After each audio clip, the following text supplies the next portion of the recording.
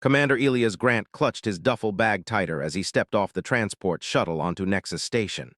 After 6 months traveling through deep space, he'd finally arrived at humanity's farthest outpost, a massive structure orbiting a neutral zone between three galactic civilizations. His assignment: serve as Earth's military liaison for the next 2 years.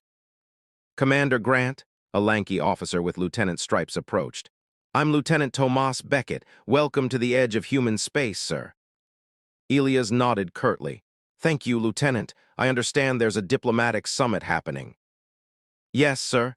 Representatives from all three neighboring civilizations arrived yesterday. You're expected at the welcoming reception in 2 hours." "Perfect. No time to settle in before being thrust into the political arena." Elias sighed inwardly, but maintained his professional demeanor as Beckett led him to his quarters. The reception hall buzzed with conversation when Elias entered, tugging at his dress uniform's stiff collar. Human diplomats mingled with representatives from the reptilian Draxians and the gaseous Etherians, whose containment suits hummed softly. But Elias found his gaze repeatedly drawn to the delegation from Velsera. The Velserans stood apart, tall and graceful with their silver-green skin shimmering under the station's lights. Most had hair in various shades of blue and violet, but one female delegate's hair burned like copper flame against her metallic skin. Something about her presence commanded attention, perhaps the way she listened intently to each speaker, or how her six-fingered hands moved expressively as she spoke. "That's Ambassador Currix," murmured Admiral Chen, materializing at Elias' side. "Impressive, isn't she? First Velseran to learn standard in under a month." Elias realized he'd been starring and quickly shifted his gaze. "Their physiology is fascinating."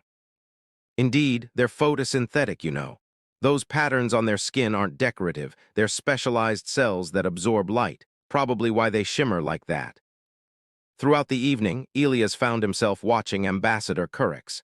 He tried to be discreet, but during his introduction to the Velseran delegation, her iridescent eyes, featuring vertical pupils surrounded by amber irises, locked with his. "Commander Grant," she said, her voice melodious with an unusual resonance. "Your reputation precedes you. The Arcturus peacekeeping mission was masterfully handled." "You're familiar with my service record?" Elias couldn't hide his surprise. A smile played at her lips. "I make it my business to understand those I'll be working with, especially those who might view us with particular curiosity." Heat rushed to Elias' face. She'd noticed his starring. 3 days later, Elias encountered Currix alone in the station's arboretum, standing beneath lights calibrated to mimic Velsera's sun. "Homesick?" he asked, approaching cautiously. She turned, skin glittering as she moved. "These wavelengths are nourishing. Your station's standard lighting lacks certain spectrums we require." Elias gestured to a control panel. "May I? I have override access." When she nodded, he adjusted the settings, increasing specific light frequencies. The change was subtle to his eyes, but Currix's reaction was immediate. Her skin patterns brightened, and she closed her eyes in evident relief. "Thank you, Commander. Most humans wouldn't notice our discomfort." "Most humans aren't paying attention," he replied, then winced at his admission. "And you are," her head tilted slightly, those amber eyes studying him. Elias hesitated. "Your species is new to us. I apologize if my observation seemed rude." "Curiosity isn't offensive, Commander. It's how we begin to understand each other." She stepped closer. "Perhaps you'd be willing to satisfy your curiosity properly. I could use someone familiar with human customs to help navigate this station." "I'd be honored, Ambassador." "Currix," she corrected. "When it's just us, I'd prefer Currix." As she extended her six-fingered hand in the human gesture of agreement, Elias took it carefully. Her skin was warmer than he expected, with a texture like smooth satin. "Then I'm Elias," he replied, suddenly acutely aware that this was no longer simply a diplomatic interaction. And as her fingers gently closed around his, Elias knew that he wasn't just staring at her because she was alien. He was staring because, somehow, she was becoming impossible to look away from. Retry Claude can make mistakes. "Your species values physical contact as a form of bonding," Currix observed as they strolled through the station's central promenade. 2 weeks had passed since their first meeting, and their cultural consultations had become daily occurrences. Elias watched her examining a holographic display of Earth's ocean life. Her fingers traced patterns in the air just above the projections, never quite touching them. Touch helps us feel connected, he explained. Family, friends, lovers, physical proximity matters to us. On Velsera, we communicate through light patterns. She demonstrated by letting the bioluminescent markings on her forearms pulse softly. Intimate thoughts are shared through frequencies others cannot perceive. Elias found himself mesmerized by the subtle display. What are you saying now? Her amber eyes met his with unexpected warmth. That I find your curiosity refreshing. They continued their walk, drawing curious glances from both humans and aliens. Their closeness had become a subject of station gossip. The stern Earth commander and the enigmatic Velseran diplomat, spending hours together daily. You're starring again, Kurix noted as they entered the observation deck. Stars stretched before them, billions of pinpricks against endless black. I'm sorry, Elias said automatically. I didn't say it bothered me, she moved closer, but I wonder what you see. The question hung between them. What did he see when he looked at her? The alien diplomat, the fascinating xenobiological specimen, or something else entirely, something that made his heart race when she entered a room? I see you, he said finally, not just what makes us different. Kurix's skin shimmered in response. Humans have an expression, eyes are windows to the soul. Among my people, it's our skin that reveals truth. We cannot hide our emotions as easily as humans. Is that why the other Velserans wear those high-collared robes? She nodded. When we leave our world, we learn to shield ourselves. Too much exposure feels vulnerable. Elias understood vulnerability. As a military commander, he'd spent years burying his feelings beneath protocol and duty. Yet here, with Kurix, those defenses seemed increasingly irrelevant. They began meeting in the Arboretum after hours, when the station dimmed for night cycle. Elias would bring something from Earth, music, food, art, and Kurix would share Velseran equivalents. She taught him rudimentary light speech, laughing melodiously when his attempts with the translator device produced nonsensical patterns. One evening she brought a small crystal vial. This is essence of twilight bloom, a scent from my homeworld. When she removed the stopper, Elias inhaled deeply. The fragrance was unlike anything he'd experienced, like starlight given form, reminiscent of jasmine but with notes of something utterly alien. It's beautiful, he murmured. On Velsera, sharing scent is intimate, she explained, her skin pulsing with patterns he was beginning to recognize as nervousness. Between potential bondmates. The implication stunned him. Kurix, I crossed a boundary, she said quickly, her skin dimming. Forgive me, I sometimes forget our cultural differences. No, Elias reached for her hand, then hesitated. I'm honored, I just don't want to misunderstand. Their fingers met, hers cool and silk smooth against his. The station's ambient lighting seemed to intensify around them. There's talk, Kurix said softly. The Velseran delegation questions my frequent meetings with you. They fear I'm becoming too humanized. And are you? Elias asked, suddenly afraid of losing these moments. Her amber eyes held his. Perhaps we're both changing. Is that so terrible? As the stars wheeled slowly outside the viewport, Elias realized he'd long ago stopped staring at Kurix because she was alien. Now, he stared because he couldn't bear to look away from something so precious and unexpected in the vastness of space. Neither of them noticed Admiral Vargas observing them from the Arboretum entrance, his expression darkening at their joined hands. Alarm klaxons shattered the tranquility of Elias' off-duty hours. Red emergency lighting bathed his quarters as he scrambled for his uniform. Commander Grant to Command Center, the station's AI announced. Critical systems failure in progress. When Elias arrived, chaos reigned. Technicians scrambled between workstations while Admiral Vargas barked orders. On the main view screen, one of the station's massive solar collection arrays spiraled away, severed from its moorings. What happened? Elias demanded. Micrometeorite strike, Lieutenant Beckett replied. Hit the primary coolant system for the East Quadrant. We're losing power and life support in sectors 7 through 12 will fail within 2 hours. Elias scanned the room. Where's the Velseran delegation?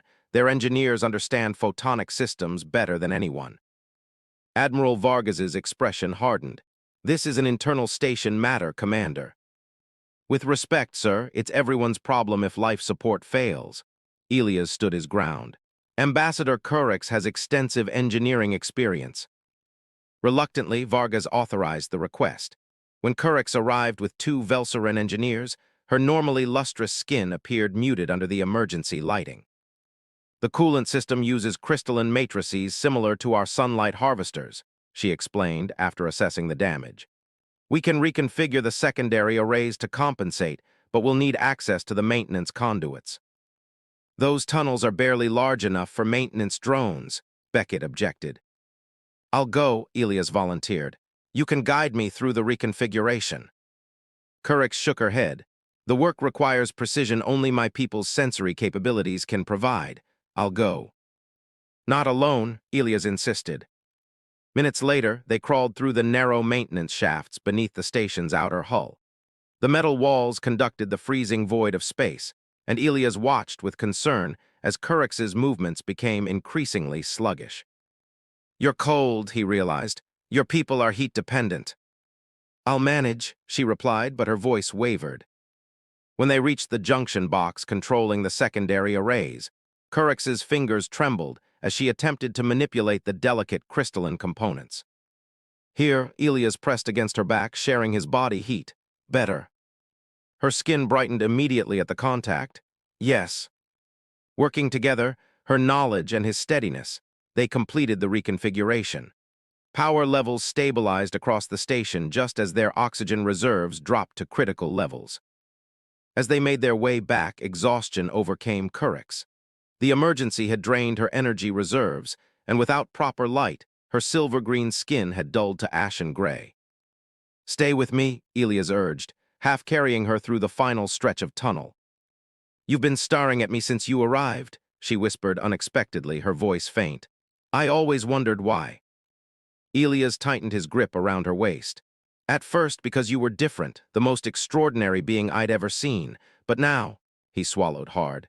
Now I stare because I'm afraid if I look away, I might miss something amazing about you. Her amber eyes found his in the dim emergency lighting. That's the most honest thing anyone has ever said to me.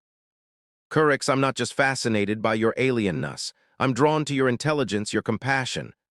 He hesitated, knowing he was crossing a line that couldn't be uncrossed. I care for you. I know, she replied softly. My people sense emotional states through bioelectrical fields. Yours calls to me. They emerged from the maintenance shaft to find Admiral Vargas waiting with a medical team. As they were separated for debriefing, Curix's fingers brushed Elias' wrist in a gesture that needed no translation. Later, after medical clearance, Elias found her in their arboretum, standing beneath the special lights he'd adjusted for her weeks earlier. The crisis revealed something, she said without turning, not just about the station's vulnerabilities. About us, Elias agreed, closing the distance between them. When she faced him, her skin patterns formed complex, beautiful configurations he'd never seen before. This is how my people express profound connection, she explained. What humans might call love, Elias finished, reaching for her hand. This time, neither of them worried about who might be watching. Commander Grant, this relationship is inappropriate and potentially compromises station security. Admiral Vargas's voice cut through the tense atmosphere of his office. The Velserans are still largely unknown to us. Elias stood at attention, his expression carefully neutral. My personal relationships don't affect my duties, sir. Don't they? You've been observed spending most off-duty hours with Ambassador Curix. There are concerns about information sharing. Respectfully, Admiral, the Velserans are our allies. Vargas leaned forward. Are they?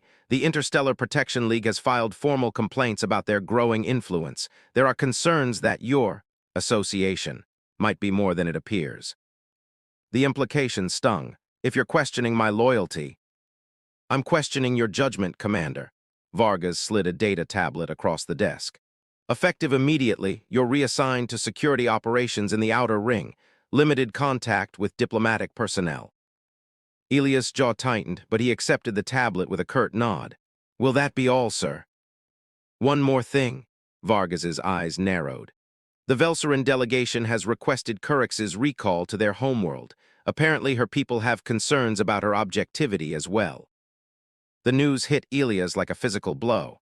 That evening, he waited in their usual spot in the arboretum, unsure if she would or could come. When she appeared, her normally vibrant copper hair seemed subdued, and her movements lacked their usual grace. "They've ordered me home," she confirmed before he could ask. "The council believes I've become too emotionally invested in human affairs. Vargas has reassigned me to the outer ring."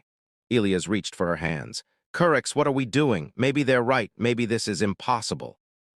She interlaced her 6 fingers with his 5, a physical representation of their differences and connections. Is it impossible or merely unprecedented? That night, in the privacy of Elias' quarters, they discovered just how possible it could be. Her skin glowed with bioluminescence as they explored each other, familiar in some ways, wonderfully alien in others. Her touch left trails of light across his skin, a phenomenon she explained was her body's natural response to emotional connection. "We share light with those we love," she whispered against his neck. Elias traced the intricate patterns on her shoulders, watching them brighten at his touch. "And what are these saying now?" "That my body recognizes yours, even across the stars that separated our evolution." Her amber eyes held his. "Some things transcend biology." As they moved together, the differences between their species seemed to fade into insignificance. Her higher body temperature, the subtle variations in physiology, all became part of the wonder rather than obstacles. Afterward, lying together in the dimmed light, Currix traced patterns on his chest. "There will be consequences," she said softly. "My people have traditions for bonding that span centuries." "Earth has its fair share of prejudice too," Elias admitted.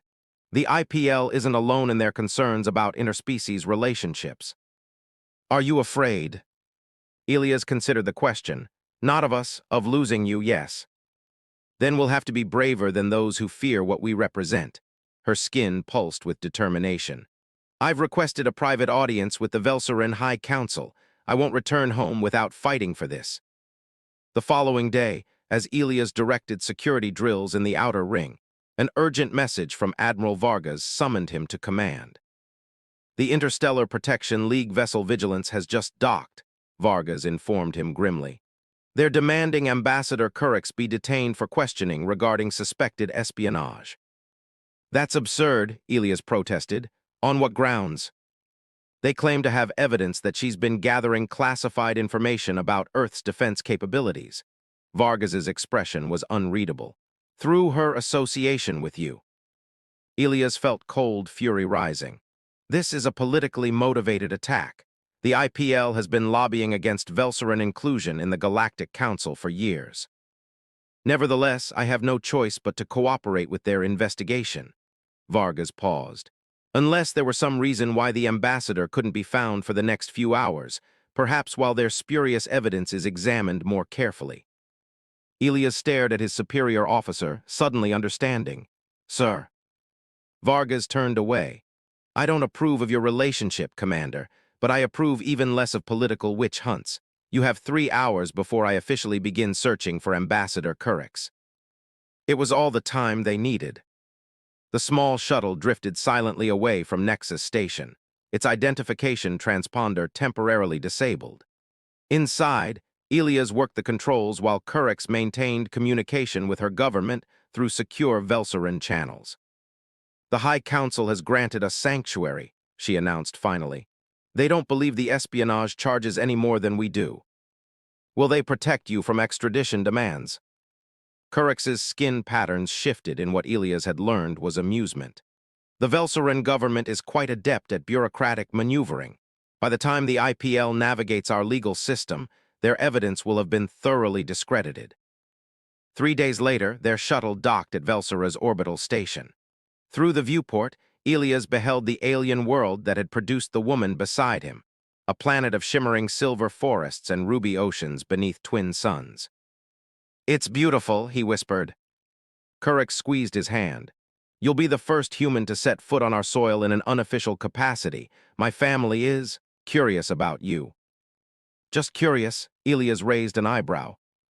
"Perhaps a bit apprehensive," she admitted, "but open-minded. My mother was part of the first contact team with humans."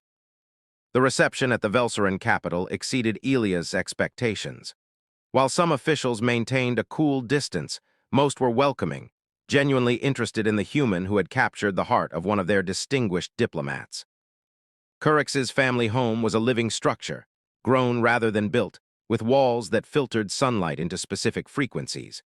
Her mother, Thalix, a stately Velseran with silver-streaked crimson hair, welcomed Elias with formal light patterns that his translator rendered as profound respect. "You risked much for my daughter," she told him during a private moment. "That speaks to your character in ways no diplomatic assurances could."